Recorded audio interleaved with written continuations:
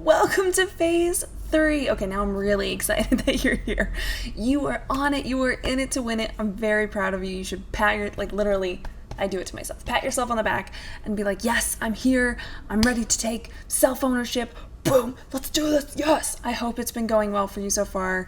And again, I'm just so proud and impressed with you for just committing to not necessarily this program, but what you've been doing by being here is committing to yourself, committing to your self-love, your self-control, your self-ownership, to better mental health, and committing to you and bettering your life. Okay, I'm going to stop gushing now. I'm very excited that you're here.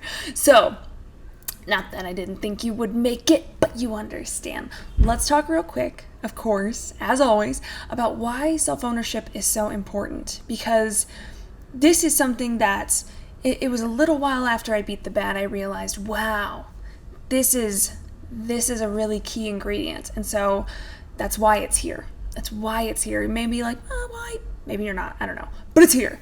So here's the thing. If we don't stand authentically in who we are and what we desire in this life, we end up with what I like to call identity misalignment.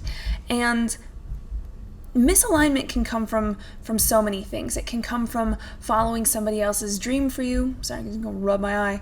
It can come from, trying to meet somebody else's expectations, society's expectations. It can happen from a traumatic experience that has massively shifted you into being in a way that you don't want to be.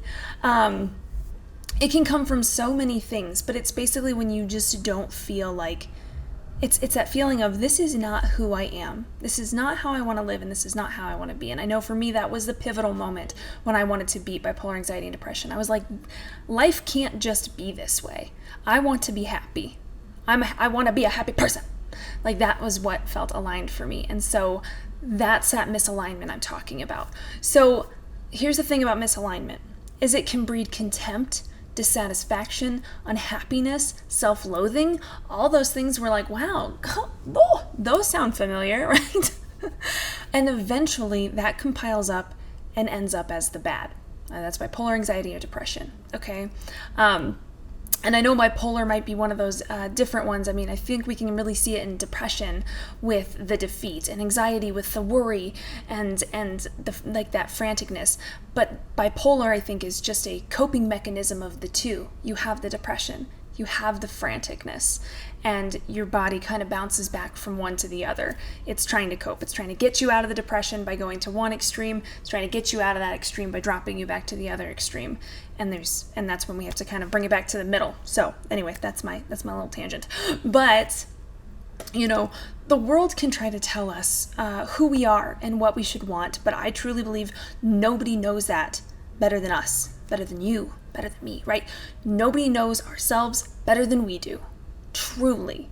And you'll understand why self-ownership is so important when I ask this simple question.